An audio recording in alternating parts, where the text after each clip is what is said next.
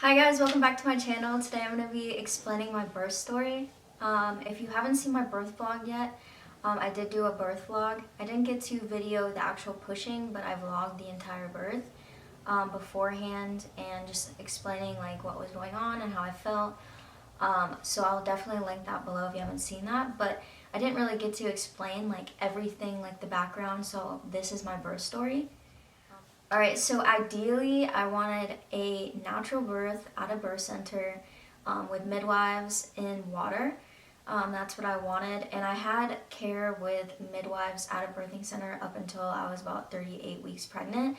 I have a video that I'll also link below about why I chose midwives at a birthing center instead of an OB at a hospital. So my pregnancy went really well. I never had any complications. The only thing that they had like some suspicion of was during my first ultrasound at 20 weeks. The baby was like a little bit small, but it wasn't in the 10th percentile yet, so it wasn't a problem. And you know, me being like a new mom and stuff, I was kind of worried and I wanted to get another ultrasound, but they told me not to worry. It wasn't like a big deal because it wasn't in the 10th percentile, and this happens all the time. And since I'm small, like I'm only 5 foot, my baby's most likely going to be pretty small. It's going to be like 6 to 7 pounds. Going from there, I didn't have any ultrasounds after that. You usually only get about 1 ultrasound or 2 ultrasounds unless you have complications. Especially with midwives, they really push to like not get that many ultrasounds because they're not always correct, which plays into this story actually. I kept measuring a little bit small, so they were like measuring my belly every time I went in for, you know, a checkup. One of the midwives was like, let's just get an ultrasound. Like, we think nothing's really wrong, but you're only measuring a little bit small, but let's just get another ultrasound. And that's when I was at 37 weeks. So I was ready to give birth at any moment. And at 37 weeks, I was like really happy because I got to the point without any complications where I could give birth where I wanted to with the people I was comfortable with and like have the birth that I wanted. Then she offered this ultrasound and we kind of were like, do we need it? But I was like, let's just do it. So we found an ultrasound technician that would do it that next day. So I went to the ultrasound, and when I got it done, she was like, yeah, your baby is like almost 5 pounds, but that's really small. Like it's in the 3 percentile, like really, really small. From the beginning of my pregnancy to literally the end of my pregnancy, I thought everything was okay. And then, you know, everything went out the door. The next day I got a call from my midwife saying that she's going to drop my care because, you know, it's too much of a risk on them because if the baby's too small and it has to go in the NICU, you know, that's a problem. So she transferred my care to an OB, which that next day I went to the OB and she told me she wanted me to get induced because there's a possibility that my baby is small because of, you know, a problem with my placenta. But I did a little bit of my own research, and a lot of times when your baby isn't getting enough nutrients, it won't move a lot. And, you know, my baby was moving all the time, and I was gaining the right amount of weight. I had no other complications. So, you know, to me, like my gut feeling, I was like, I don't feel like anything's wrong. I feel like this ultrasound is wrong. And every single time I looked up anything about like, oh, how correct are ultrasounds, people were saying that like, you know, they were wrong. Like a lot of times they would say their baby was too big or too small and they were wrong. I stayed up for a couple nights after that and I was just like, I feel like this is not right. Like I feel like we shouldn't get induced because I was scheduled to get induced a week later. So literally like I went from thinking I was going to give birth at a birthing center with midwives, transferring to literally a hospital birth and getting induced within, you know, a day or two, and then that next week I was getting induced. And actually the OB wanted me to get induced earlier, but I really was like, no, I want to like wait at least till I'm 38 weeks. Like, everything was going too quickly. I didn't get to like pick the OB that I wanted, and I didn't get to pick the hospital I wanted. Oakley's out there, which obviously you probably hear. It was just a lot to take in, like, and I was really upset, not because I couldn't give birth at a birthing center, like, I wanted what was best for my baby, and if, like, they felt like even something a little bit was wrong, I was fine giving birth in a hospital, but it was like the induction. That really threw me off because, you know, I went from wanting a natural birth to literally being induced with like drugs and stuff. And I thought I had more time because usually you go over your due date when you have your first baby, and I was only 38 weeks pregnant when I got induced, so I was like not ready. Like, I mean, everything was prepared, but I was still like mentally wasn't ready. Like, I thought we had like more time. My gut feeling was like nothing's wrong, like this is too quick, like ultrasounds could be wrong, I want another ultrasound. So I messaged, because you can't call the OB that I had, you have to like message on this portal thing. So I messaged her like 2 separate times within like 48 hours and was like, yeah, I feel like this is not right. Like, I really want to get a second opinion. Like, I want to get a second ultrasound. Like, I have a feeling my baby's fine. Like, I haven't had any complications.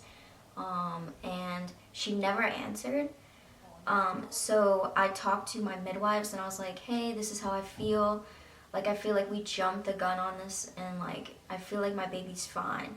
And my midwives were like telling me all the risks and, you know, how I could be harming my baby and blah, blah, blah. And my midwife was like, I don't do ultrasounds. That's why we send you to an ultrasound technician, but I do have an ultrasound machine that I can try to give you somewhat of an accurate ultrasound, just to see if the baby is small or not, or if they could have been wrong.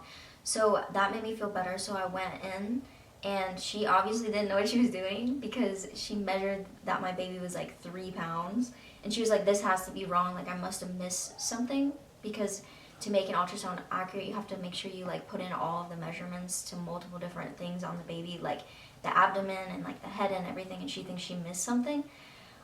So that was wrong, obviously. But she still said like the measurements of the things that she did get, like the head and stuff, it was small. And she's like, no, we think your baby's small for sure. Like, this should like give you confidence that it is small, we're not wrong, blah, blah, blah. So I still was like, you know, this ultrasound is obviously wrong. The other one could be wrong. But, you know, I had a couple days left before I got induced, and I didn't know what to do. I couldn't transfer care so quickly, and I just felt like flustered. So I was just like, I'll do it. I guess I'll do it, because, you know, if anything, the baby's out, and if they're wrong, it's healthy, it's fine, you know, whatever. I was supposed to go in on the morning on the 21st, but they ended up having too many people, and like the births didn't like go as quickly as they thought or whatever. So they had us come in at night, which I was really happy about, because they started me on Zyrtex or Zyrtex or something like that. Oh no, they started me on Cytotec. So it's like this pill that opens up your cervix, so then you can like go further with like either Pitocin or with a Foley balloon or whatever. So it just like ripens your cervix. And that isn't really painful. It's just like period pain kind of feeling. It just like dilates you to like 1 or 2 centimeters. So I was really happy that I came in at night, because they gave it to me and then I went to sleep and I wasn't really in pain, so I got good sleep. So the next day they gave me like 2 more doses of that, and they give you a dose every 4 hours. And they had us like walking and stuff, because they had us on like the machine, but they let us like the monitoring machine, which I really didn't like. That's why I didn't want to have a hospital birth, because I didn't want to be like strapped up where I couldn't move, because I knew like movement was really important for like birth and to do it naturally and stuff. But they gave us like 20 minutes off of it, like every 4 hours or something like that. So we'd walk during that time. We were kind of just like sitting there, because I was stuck on the monitors. Like, they were monitoring my heartbeat, my blood pressure, and the baby's heartbeat. So I was just stuck there, you know, in bed, and just was getting food and watching movies with Travis and stuff. That next day, like later in the day, I got a Foley balloon put in, which, if you're not familiar, it's like, because my cervix did ripen and went to 1 centimeter.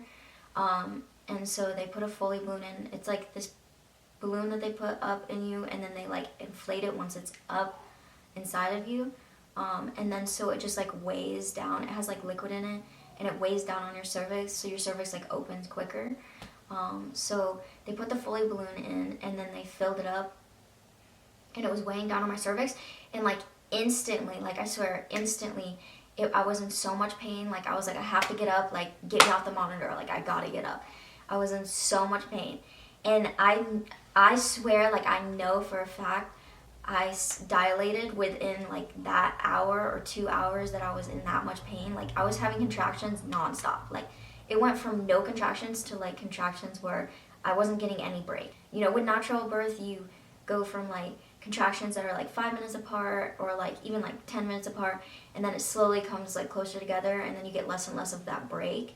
But it was like instant with the Foley balloon, which sometimes the Foley balloon, it doesn't even work for people. But it worked like instantly for me. I swear I dilated 6 centimeters like within that 2 hours. But the nurse that was on call, the night nurse, she wasn't really on top of her stuff. Like I was asking her, like, you're supposed to pull on it to see like, you know, is it making you dilate or not?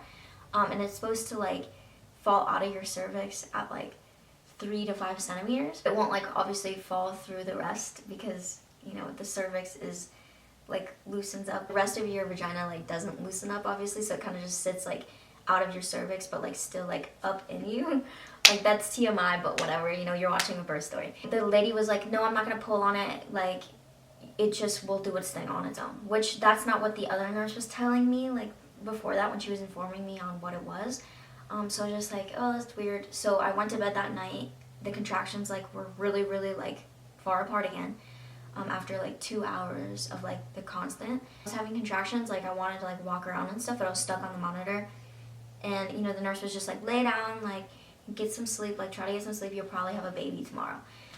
So I laid down and I got some sleep, like not very good sleep because I was still having like contractions. They were like 5 minutes apart, but it was way better than what they were before. So like, you know, I wasn't stressing, like I wasn't in that much pain because I was in so much pain before that like that pain was like nothing at that point. And in the morning, the other nurse came in, the morning nurse, and she's like on top of her stuff. Like I love this nurse. I'm so happy that I had her. She actually said that they tried to put her on different people, but she asked for us because she wanted us. I was really happy that she did that because she was really on top of her stuff, and I think that we wouldn't have had like the hospital birth that we wanted. Like we wouldn't have had like somewhat of the birth that we wanted if it wasn't for her. So I'm really happy that we had her. The night nurse left and the morning nurse came, which is actually the nurse that I had the day before. So that's how I knew her and that's why she asked for us and everything. But she came in and she's like, I'm gonna pull this out and it's gonna hurt really bad if you're not like, you know, dilated to where we want you, and we don't think that you are because it didn't fall out and, you know, everything like that. And I told her the other nurse didn't pull on it at all, and she's like, oh, you know, she was just like, thought that was weird because she was supposed to. She pulled on it and it came like right out, like she was like, wow, okay, so you are like dilated. And you know, me thinking like, oh, it was supposed to fall out. Like I didn't think I even dilated to 3 centimeters, you know. I felt like that 2 hours of like constant contractions was for nothing. And I was in so much pain like during that time, and I was like, oh my God, like this was really hard and I got nowhere. Oh, the baby's crying. Travis has her though. I'm trying to speed this up so I can feed her. She pulled on it and, you know, she was like, okay, you are like dilated. And I was so happy because I was like, those were for like a reason and it wasn't for nothing. I wasn't just in pain for nothing. So I was really happy. And then she checked me and she's like, you're at a 6. So it's like way more than I thought. And she's like, you're gonna have a baby super soon. And so she's like, if you want to speed it up, we can pop your water, we can break your water, which will speed everything up so you don't have to like deal with the contractions getting worse and worse and worse over days. And I was like, whatever, like do it, you know. And they're like, we wouldn't do it unless we thought it would like work because you're already at 6 centimeters. And so they popped my water, like they broke my water, and literally within like an hour I was dilating like so hardcore. Like I could tell because I was like on the floor. I had gotten so far with the 6 centimeters, so I was like, there's, you know, I'm more than halfway there, like I'm fine. And since they broke my water, I knew I was like dilating because I could like feel like the contractions like amped up so quickly. So I knew I was dilating and stuff, so I was like, I knew it was getting somewhere. Okay, wait, so something I do want to say, and I wish someone would have told me, I really wish someone would have told me this, is that when you dilate, you can't go backwards. Like, I was thinking, I mean, you can a little bit, but not really. Like, I was thinking that, like, when I went through that 2 hours of pain with the Foley ball, or Foley balloon, it felt like since all night, like, the contractions, like, lowered and, like, got easier and everything. I was like, maybe I, like, dilated backwards. Like, maybe I'm probably not even, like, dilated at all anymore. But I had no idea that like even if the contractions like slow down, you'll still be like dilated. Like I should have known that. Like I feel like someone should have told me that. It's just like good to know for like someone else because you know if you feel like the contractions are like slowing down, it's not like you're gonna like dilate backwards where you're gonna like lose all that progress that you went through. So they broke my water and I felt like I was dilating a lot and I was in a lot of pain and stuff, but I was coping. I was fine. You know, I thought I would want like Travis to like massage me and stuff, but I was like, don't talk. Like if you talk, I'm gonna get sick. Like don't make any noise. It wasn't like just leave me alone, but I was just like, you know, don't touch me or anything. Like I just don't want anything. Like I felt like everything was so much, and so I just like was closing my eyes and like kind of like just going inward. And everything was good. I was like bouncing on a ball, on like one of those like labor balls. Still hooked up, like they wanted me like fully hooked up because they thought my baby was small, so they were like worried because when your baby's small, you know, there's a possibility that labor could be like too much for it. So like they're more worried about the baby and stuff. If it's not like strong enough for like the labor process, you have to have a C-section. So they like really wanted to watch the baby, so that's why they had me on the monitor like the entire time I was there and like the entire time that I was like in active labor.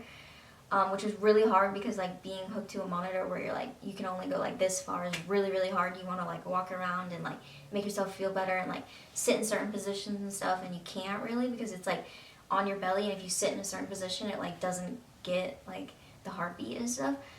So that was really hard, but I was still coping. I could tell that I was like dilating fast and a lot, and then you know the nurse came in and she's like, we're worried about your baby. Your baby's heart rate is at 210. And it was actually jumping like higher than that at certain points, but it was like at 210, like the level was at 210, which is like not good. It's usually at like 140, 150, 160. So she was really worried, and she's like, you need to sit down, you need to lay down, like we're worried about your baby. And when you're in labor like that, it's really hard to like just be like, okay, I'm gonna lay down. Like you want to be like moving and like getting in positions that like make you feel better. And laying down was not that position. Like laying on my back was not that position. Like that hurt the most. Like I wanted to be standing, like I wanted to be squatting, I wanted to be like on the ball, like I wanted to be walking. And so I was like, if you want me to sit, because she was really pushing me, I was like, I can't lay down, like I can't sit, like I'm in so much pain, like I can't. And that at that point I was kind of getting freaked out. Like I was fine before, I was relaxed, I was like in my own state. But I was getting like freaked out because I was worried about our baby, but then I was also like in so much pain that I couldn't like do what they wanted. Like I really just want to be off the monitor, I want to be walking, like I can't lay down. She was like, just sit, like you don't have to lay, just like try to sit. And like even sitting was like super painful, which obviously it was super painful because the baby was like trying to come out, and so like the gravity was like helping it come out when I was standing and like squatting and stuff. And so I was like, I need the epidural if you want me to sit. Like, and so they were like, yeah, like let's fast track this, like your baby's heart rate's high. Like, so they fast tracked it, and within 30 minutes, I was on the epidural. And then as soon as I got the epidural, right after, she checked me. She's like, you're out of 10 and I can feel the head. You could have done this naturally. Like, you were so close. Like, you were literally, like, probably out of 10 while we were giving you the epidural. Which I actually felt like I was, because I was, like, it felt like I was holding something in when he was doing it, because you kind of have to, like, sit still for, like, 10 minutes while he's doing it, which was so hard. Oh, she's crying. Babe, bring her. Babe.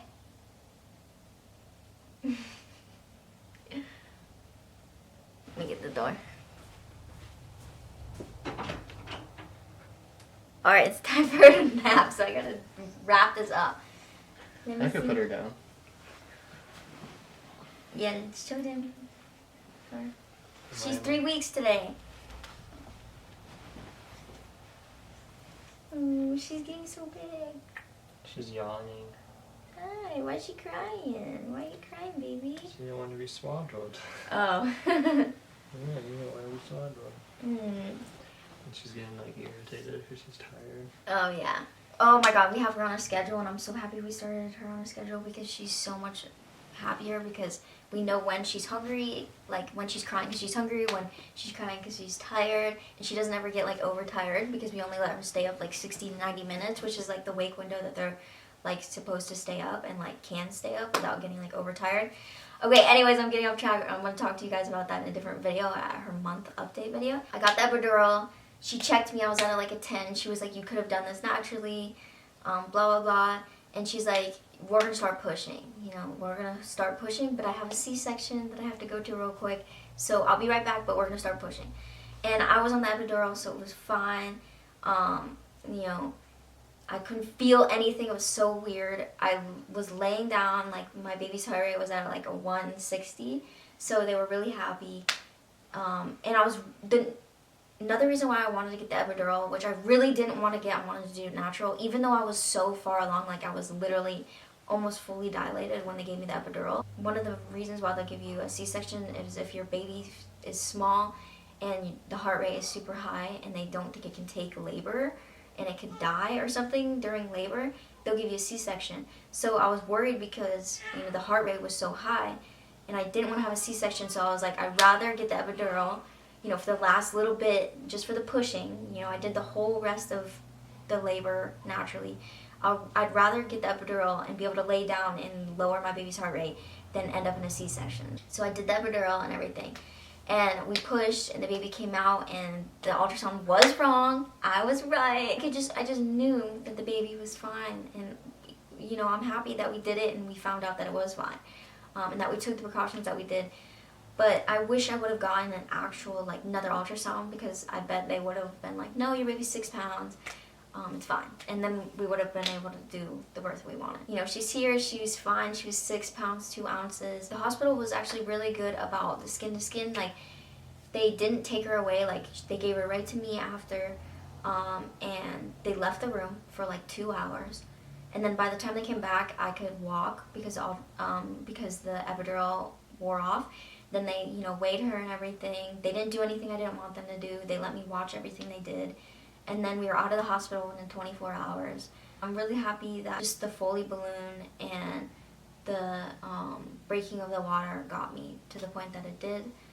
And I'm happy that I could labor naturally up to, you know, pushing. And the only thing that I wish that the hospital would have let me do is get off the monitor. So that is my birth story. It was a little bit everywhere, but hopefully I got what I wanted. I wanted to record this for, you know, my baby, for Oakley to watch later. And also I wanted to be able to watch this and remember everything, because obviously I'm not going to remember all of that. And yeah, hopefully I'll be able to salvage some of this. Like, I took a really long video, I think it was like 30 minutes, so hopefully I'll be able to cut out like parts that, you know, don't really matter. We're so happy that the ultrasound was wrong and she came out healthy and fine, and we came home 24 hours after the hospital, and everything's been going good. So yeah, thank you guys for watching, and thank you guys for following along if you've been following along my entire pregnancy. I hope you have a great day, and bye.